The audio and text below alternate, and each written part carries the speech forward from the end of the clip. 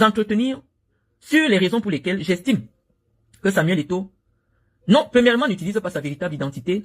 Deuxièmement, lui qui prétend combattre les faussaires, parce que vous avez entendu ces laudateurs, notamment un certain Patrick Bala Info, que j'ai découvert parce que lui aussi, depuis que nous avons commencé ce combat médiatique, s'illustre comme l'un des fervents supporters de Samuel Eto'o. Et donc, je ne peux pas ignorer ce qu'il fait. Donc, je suis aussi en train de les aider à devenir des personnalités connues dans l'espace médiatique, même si nous sommes idéologiquement opposés. Donc, le Patrick Bala Info nous a fait découvrir un extrait d'une interview de Samuel Eto'o, dans laquelle il dit qu'il est là pour combattre le faux, il est venu pour chasser les gens qui sont là pour faire le faux. On dit non.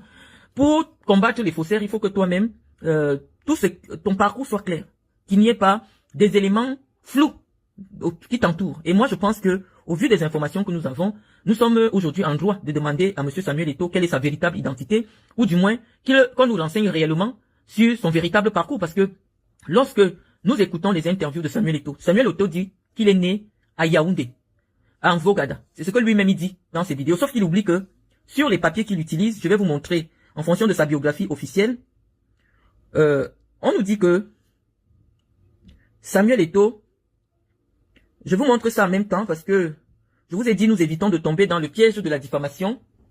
On nous dit Samuel Eto'o fils, plus connu sous le nom de Samuel Eto'o, né le 10 mars 81 en Kong, à Yaoundé, au Cameroun, est un footballeur international camerounais. Kong, c'est à 15 km de Mbalmayo. Donc c'est pas Yaoundé, mais Samuel Eto'o dit que lui, il est né en Vogada. On aimerait bien que des gens qui ont fait l'école primaire avec Samuel Eto'o prennent la parole, parce que nous, moi personnellement, j'ai déjà rencontré des camarades de classe de Samuel Eto'o d'une école privée catholique à Yaoundé. Nous avons même la comédienne Tonga qui nous a dit qu'elle a été soit à l'école primaire, soit au collège avec Samuel Eto'o. Lorsqu'on demande à Tonga, tu as quel âge? Elle dit qu'elle a fait 6e avec Samuel Eto'o. Elle dit qu'elle a 53 ans. Généralement, les enfants qui entrent en 6e ont eu le CP la même année. Donc, si une femme, moi je cite ceux qui sont publics, je ne veux pas citer ceux qui sont dans les quartiers à qui on ne donne pas la parole, je cite des personnalités publiques qui après mon direct peuvent prendre la parole pour dire si ce que je dis est vrai ou pas. Parce que lorsque vous avez une personnalité de mon rang qui prend sur elle de dire certaines choses, les communicants, pour nous apporter la contradiction, doivent clarifier. Et donc, lorsqu'il vient combattre les faussaires, on demande que lui-même montre patte blanche. Et nous disons que, puisque nous sommes interpellés sur la question, premièrement des parcours et de l'authenticité des diplômes, nous avons demandé à ceux qui ont connu Samuel Eto'o dans son enfance de s'exprimer.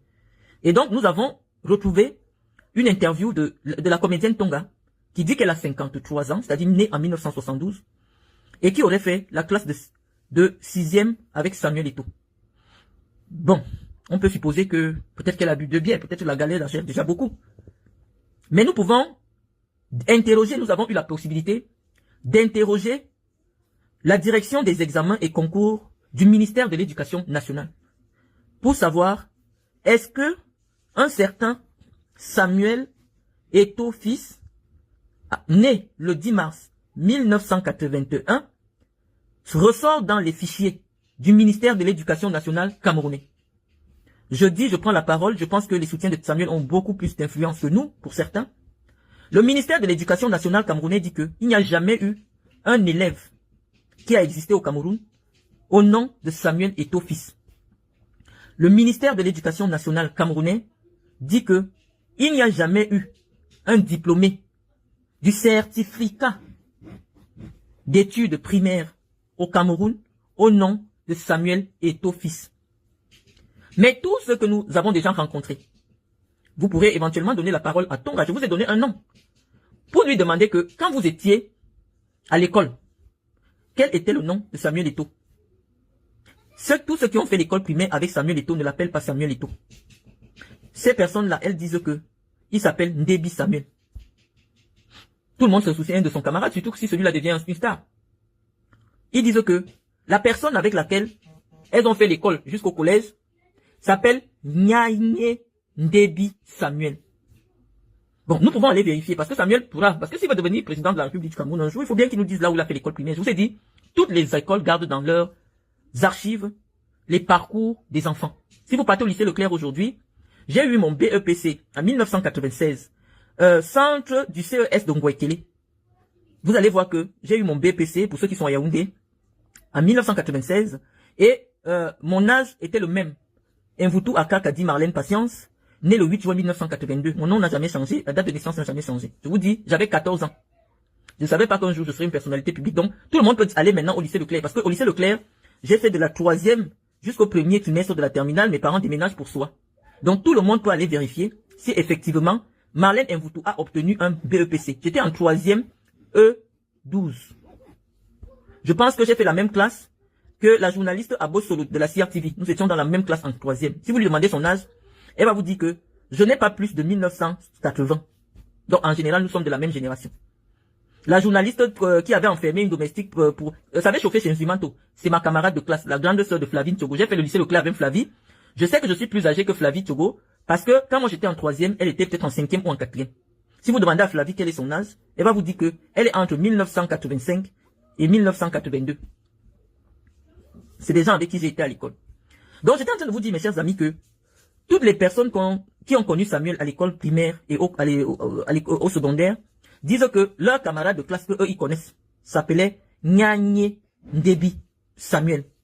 Et si vous partez au ministère de l'Éducation nationale, je sais que vérifiez, on va vous dire Nyanye Ndebi Samuel, né le 10 mars 1972, a bien obtenu un certificat d'études primaires. Donc je pense que les communicants de Samuel Eto'o ont désormais une arme contre moi pour me décrédibiliser. Vraiment, moi, si ils apportent la preuve que Samuel Eto'o a un CPE avec un autre nom, moi je me déconnecte de Facebook. Parce que, soit les cyberops ne travaillent plus sérieusement, cyberops, soit vous ne travaillez plus sérieusement, soit ça veut dire qu'on n'a plus de raison de tenir les Camerounais en haleine s'il faut devenir comme Zumanto. Non, nous ne sommes pas là pour des Zumanto, nous sommes là pour dire aux Camerounais des choses que nous pouvons prouver. Parce qu'on n'a pas peur des poursuites. On vient dire ce que nous pouvons prouver. Que Samuel Eto'o fils n'existe pas dans le fichier du ministère de l'Éducation nationale camerounais. Je pense que c'est des déclarations suffisamment graves, auxquelles l'équipe de communication de Samuel Eto'o devrait vous apporter des réponses, des documents concrets, pour dire que le président de la FECAFOOT a toujours porté le même nom. Et peut-être éventuellement, puisqu'aujourd'hui, on a la possibilité de pouvoir présenter rapidement un certificat d'études primaires, voilà, venez plaquer sur Facebook le certificat d'études primaires de Samuel Eto'o, authentique, avec l'année d'obtention, le centre d'obtention, et tout le monde peut vérifier. Je pense que c'est une occasion en or pour vraiment me faire passer pour la plus grosse affabulatrice du Cameroun. Donc nous avons posé cet élément et nous disons que lorsqu'une personne veut passer à une élection à la FECAFOOT avec une fausse identité, nous savons déjà que c'est par abus que sa candidature a été retenue. Il vous a expliqué comment il a les longs bras. Donc oui, malheureusement, quelqu'un qui a des longs bras peut faire influencer. Parce qu'en temps normal, la loi camerounaise dit que tout Camerounais ayant obtenu une nationalité étrangère perd la nationalité camerounaise. Or, des documents existent. Des attestations de sa nationalité espagnole existent. Comment se fait-il que sa candidature ait été retenue à la FECAFOOT, sachant que l'une des conditions primordiales pour déposer sa candidature, c'est d'être camerounais. Bon, là, c'est un autre débat qui est suffisamment juridique, très complexe, parce que très complexe à justifier, mais nous avons des jurisprudences. Notamment, Hervé Emmanuel Com, dont la nationalité française a été révélée. Dédié Yango, dont la nationalité américaine a été révélée, et par ce fait, s'est vu refuser la candidature pour briguer à une élection en ce qui concerne l'association des artistes. Donc nous pensons que une personne qui est contre le faux ne doit pas s'accommoder du faux quand ça l'arrange. Nous disons des choses suffisamment graves. Nous pensons que nous savons déjà qu'Eto'o est sur nous direct et qu'il est très sensible à ce que nous disons. Nous pensons que, trêve de plaisanterie, il est temps qu'il lève le voile sur cette rumeur qui devient plaisante. Mais nous savons que ce ne sont pas des rumeurs, puisque nous avons pris le soin, avant de prendre la parole, de vérifier et d'avoir des gens qui peuvent, de manière officielle, vous dire si oui ou non, effectivement, un certain Samuel Eto'o a existé dans une école au Cameroun. Le ministère de l'Éducation nationale peut vous dire si un certain Samuel Eto'o a composé le certificat d'études primaires au Cameroun. Donc, très vite, ce débat sera balayé, puisque si les communicants nous présentent son certificat d'études primaires, on n'aura plus d'arguments pour dire qu'effectivement, parce que ça fait déjà beaucoup de personnes qui l'accusent d'avoir diminué son âge. Nous avons, dans le livre Yvon Hirschsprung de l'ex-compagne de Samuel Eto'o, Nathalie Kwa, découvert qu'il lui avait confié à elle qu'en réalité, il serait né en 1976. Elle l'a dit. En fait, c'est José Mourinho qui, lors d'une interview, révélait que, en principe, au vu des examens qu'on fait à des joueurs de foot, parce que vous savez que lorsque vous venez avec un joueur de foot, vous dites qu'il a 13 ans, les blancs ont les machines pour mesurer le poids de vos os. La consistance de vos os, et ces machines déterminent exactement votre âge. Et donc, les machines qui avaient examiné Samuel Eto'o à cette époque situaient son âge entre 74 et 76. On disait, c'est comme si vous prenez quelqu'un qui a 18 ans, et on sait que les joueurs camerounais tombent tout le temps dans ces travers-là. C'est-à-dire, quelqu'un a 15 ans, il va mettre qu'il a 10 ans. Vous savez bien qu'un enfant de 10 ans ne peut pas courir comme un enfant de 15 ans. L'enfant de 15 ans ira plus vite s'il joue avec les enfants de 10 ans. Donc, en réalité, si pendant toute sa carrière, Eto'o a joué avec des gens qui n'ont pas son âge, c'est normal qu'il ait eu pendant longtemps un niveau au-dessus de ses congénères, parce que malheureusement, lorsqu'un joueur de foot de 20 ans joue avec des joueurs de foot de 15 ans, son niveau sera au-dessus. Donc, Samuel Eto'o n'a rien fait d'extra. Il a simplement triché pour avoir un niveau un peu au-dessus des gens avec qui il jouait en Occident. Parce que oui, malheureusement, vous savez, en Occident, les naissances sont informatisées. C'est-à-dire, dès l'hôpital, dès que vous sortez, pam. En fait, en Occident, dès que vous êtes encore dans le ventre de votre mère, on a déjà enregistré votre future naissance. Donc, c'est impossible. Personne ne change son âge en Occident. Et donc, lorsqu'on vient avec un enfant du Cameroun qui officiellement a 13 ans, mais en réalité a 20 ans, on le met avec les vrais enfants qui ont 13 ans. Puisqu'il joue au foot depuis longtemps que vous, forcément, son niveau sera au-dessus. Mais je sais dans quelle facilité les défenseurs de Samuel Eto'o vont tomber. Ils vont vous sortir des photos du jubilé de Bel Joseph Antoine où on voit Samuel Eto'o tout gamin. Et l'âge visuel qu'on pourrait donner à Samuel à cette époque se situe entre 14 et 15 ans. Et je vous rassure, Samuel Eto'o n'est pas grand de taille. Il n'est pas trop différent de... Bon, peut-être à des échelles différentes. C'est comme si quelqu'un prend Aïcha Kamoise. Aïcha Kamoise a la taille, le physique et l'intelligence d'un enfant en France qui a 13 ans. Donc, c'est comme si on change l'âge de Aïcha Kamoise. Déjà qu'on avait déjà changé son âge parce que 95, c'est pas son vrai âge. Mais c'est comme si, actuellement, même à l'heure actuelle, on dit que Aïcha Kamoise a 13 ans. Aucun blanc ne va discuter. Parce que physiquement, intellectuellement, émotionnellement, Aïcha Kamoise n'a pas 30 ans. Aïcha Kamoise, quand on l'entend parler, on la situe entre 14, c'est-à-dire une fille qui vient de faire sa puberté, entre 13 et 16 ans. Mais si je ne vous sortais pas son vrai âge, en fait, l'âge officiel entre les griffes qu'elle utilise en France qui dit qu'elle a 30 ans, personne n'allait croire. Parce que même sa façon de zozoter, elle a un zozote enfantin. Ça veut dire qu'il y a eu, elle zozote de manière enfantine. Elle n'y a pas la maturité quand elle chante comme moi prend la parole. Donc, si on voulait la faire voyager, quelqu'un peut faire ses papiers. On demande que, on peut mettre quel âge? Non, on met 14 ans à Aïcha, ça passe propre. Donc je vous dis que Eto'o aussi, c'était un petit bout de monsieur comme ça. Un petit bout de monsieur. Mais je vais vous dire ce qui va nous renseigner sur la génération qui peut être la génération de Samuel Eto'o. Lors du jubilé de Bel Joseph Antoine, on suppose qu'Eto'o avait 14 ans. Mais on va demander à Google de nous dire quel est l'âge de Joseph Antoine Bel. On nous dit que Joseph Antoine Bel a 73 ans. Et quand il faisait son jubilé, il avait 33 ans. Donc vous faites 33 ans, moins 14 ans. Il reste combien? Ça veut dire qu'il y a à peine 17 ans d'écart entre quelqu'un qui a 73 ans et Eto'o. Ce qui nous fait tomber directement dans la cinquantaine pour Samuel Eto'o. Dans plus de la cinquantaine. Ça, ce sont des faits que nous pouvons... Parce que Joseph Antoine, quand il arrête le foot, il est dans les 34, 35 ans. 34, 35 ans, officiel aussi. Parce que, au pays, pendant longtemps, vous savez ce qui s'est passé. Et qui continue à se passer. Les gens ont toujours été convaincus que pour avoir la chance de jouer au foot, je ne sais pas pourquoi nos parents avaient imaginé cela. Seuls les enfants qui étaient brillants à l'école, qui avaient déjà obtenu des diplômes, ne se permettaient pas de diminuer leur âge. Parce que, si tu diminues ton âge, il faut aussi refaire tous les diplômes pour avoir cet âge-là sur les papiers. Donc, quand un enfant ne s'intéressait pas beaucoup à l'école, après le CP, on diminuait son âge pour lui permettre le temps de jouer au foot pendant longtemps. Mais je vais vous dire que ça a eu un impact sur la qualité du football des Africains.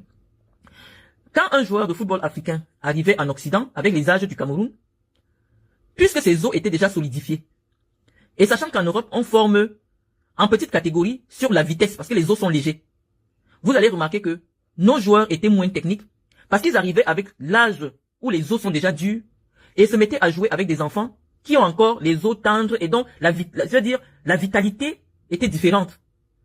Et donc vous pouviez constater que les joueurs africains étaient concrets, c'est-à-dire que quand il est défenseur, il casse tout le monde dans le stade, non, il joue avec les bébés.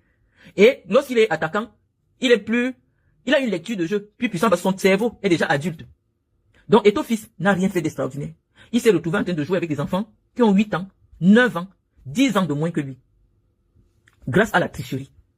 Et donc nous sommes en train de dire que si ce que nous disons n'est pas établi, et la seule chose que nous demandons à Mireille Fomokon, c'est parce que nous pensons que c'est des révélations suffisamment inquiétantes. Nous pensons qu'il est temps contre la fille. Maintenant, en ce qui concerne le nom Adeline Zhang, la loi camerounaise est très claire en ce qui concerne le changement de nom. Donc, parce que lorsqu'on s'adresse aux Camerounais, on en profite pour leur enseigner gratuitement le droit. Qu'est-ce que dit la loi camerounaise en matière de changement de nom? La loi camerounaise dit, c'est sur décret du chef de l'État qu'un Camerounais a le droit de changer son nom et il doit justifier les raisons pour lesquelles il estime que son nom est un handicap pour lui. Par exemple, quelqu'un peut s'appeler Mimbang Noyau Jean Testicule. Et partout où il passe, les gens se moquent de lui parce que les Mimbang au Cameroun, Alex Mimbang, tout ça, il y en a qui s'appellent Mimbang. Il y a des gens qui s'appellent... il y a des noms, c'est africain. C'est africain, c'est africain. Mais quand quelqu'un décide de s'appeler Mimbang, Jean Testicule Noyau, vous comprenez qu'à un moment donné, même si vous n'avez pas envie de rire, vous allez rire quand même quand on appelle son nom. Et c'est que dans des cas aussi exceptionnels, quelqu'un qui s'appelle les Mimbang Noyau Sida. Parce que Sida, c'est un nom Ewondo. La personne a le droit de demander au chef de l'État le droit de procéder au changement de son nom. Et c'est sur décret du chef de l'État qu'on change un nom. Et donc, s'il n'y a jamais eu un décret du président de la République du Cameroun qui autorise un citoyen à changer de nom, nous tombons sous le coup de la loi en matière de faux et d'usage de faux. Parce que oui, malheureusement, si vous décidez de changer votre nom sans le décret du chef de l'État, vous avez fait un faux. C'est un faux, malheureusement, c'est la loi. Nous avons des doutes sur l'identité de celui aujourd'hui qui s'érige en donneur de leçons en homme à monsieur propre qui vient d'une tribu qui n'aime pas le faux. Il y a quand même eu des propos suffisamment stigmatisants de la part de Samuel Eto'o. Je ne sais pas à quelle tribu il s'attaquait réellement. Mais nous avons entendu le président de la FECAFOOT nous faire comprendre qu'en principe, il y a des tribus au Cameroun qui aiment le faux et d'autres qui sont allergiques au faux. Il nous a dit que lui, il vient d'une tribu. Comme si la présomption d'honnêteté reviendrait à certains ressortissants de tribus par rapport à d'autres. Donc, voilà à quel type de discours on a peut-être eu affaire depuis l'arrivée de Samuel Eto'o. Je ne savais pas au Cameroun que, du fait de l'appartenance à une tribu, on pouvait vous accorder la présomption d'honnêteté. C'est chez Samuel Eto'o, dans la bouche de Samuel Eto'o, que moi j'ai entendu ça pour la première fois. Et nous disons que non. Si c'est comme ça, nous pensons que Samuel Eto'o doit nous apporter la preuve qu'il s'est toujours appelé Samuel Eto'o. Au pire des cas, nous nous rendons compte que nous avons investi un homme à la FECAFOOT qui est un usurpateur d'identité. Et nous pensons que c'est très grave. Et nous sommes en train de dire aux communicants de Samuel Eto'o que c'est quelque chose qui nous dérange vraiment. Parce que, oui, confier l'éducation physique, c'est aussi confier l'avenir de la jeunesse camerounaise entre ses mains. Qu'est-ce que Samuel Eto'o a fait depuis qu'il est arrivé? On a vu des décisions d'exclusion de joueurs de foot, soit disant que on avait trouvé qu'ils avaient double identité. Nous avons eu à tenir ce type de débat ici sur les réseaux sociaux. Des débats dans lesquels la FECAFOOT avait décidé de radier des joueurs dont les licences à la FECAFOOT étaient différentes des documents officiels de l'État du Cameroun que nous avions. Et j'ai eu une position assez incompréhensible sur la question parce qu'il s'agissait du joueur Douala, le jeune Douala, le joueur métis. J'avais estimé qu'il existe quand même une présomption de crédibilité quant au travail qui est abattu à la Délégation générale de la Sûreté nationale en ce qui concerne l'établissement des pièces nationales d'identité des Camerounais. Et donc, lorsque un joueur a une pièce nationale d'identité camerounaise, tout autre document portant une autre identité ou alors un autre nom ne peut pas lui être imputé à lui. Ou alors du moins associé. Non, on dit que le seul organe autorisé à délivrer ou alors à justifier de l'authenticité de l'identité des Camerounais, c'est le délégué général de la Sûreté. Mais nous disons ici que nous ne sommes pas dans un débat devant des tribunaux. Nous disons que nous sommes devant le tribunal, oui, pas devant les tribunaux judiciaires, nous sommes devant le tribunal de l'opinion. Voilà un homme qui vient. Il chasse des jeunes joueurs qui voulaient aussi être des stars du foot. Il les chasse, il dit que vous avez les faux papiers. Mais on découvre qu'en réalité, le monsieur aussi a joui de ce système. Parce qu'il est arrivé dans le football ayant un âge qui ne permettait plus qu'il évolue en tant que junior. Donc pour l'aider à devenir ce qu'il est devenu plus tard, il y a des gens qui ont pensé changer son nom. Parce que le premier nom avec lequel il a pris les premières licences pourrait lui poser un problème. Ça, on comprend entre Camerounais. On comprend parce que malheureusement, lorsqu'on inscrit les enfants dans le système FIFA, si vous revenez avec le même nom, mais avec un âge différent, on va vous attraper. Donc qu'est-ce qu'il faut faire? Quand vous avez déjà pris une licence FIFA, il faut qu'on change entièrement votre nom et votre identité. Là, vous devenez une nouvelle personne. Donc, ce que nous pouvons faire simplement, il y a un coach qui pleure partout là, qui dit que lui, il est le premier coach de Samuel Eto'o. Il avait peut-être 10 ans ou 11 ans. Il existe. Il dit que il ne comprend pas pourquoi Eto'o ne veut plus le rencontrer. Nous pouvons lui demander que, comme tu dis que tu es son premier coach, c'est toi qui as fait sa première licence. Et ton fils maintenant, il ne veut pas qu'on dise que toi tu es son premier coach. C'est pourquoi. Il s'appelait comment? Et il avait quel âge quand toi tu as décidé de l'entraîner? Il va nous répondre. Parce qu'il dit que lui, il est son premier coach. Donc nous alignons quand même un certain faisceau d'indices.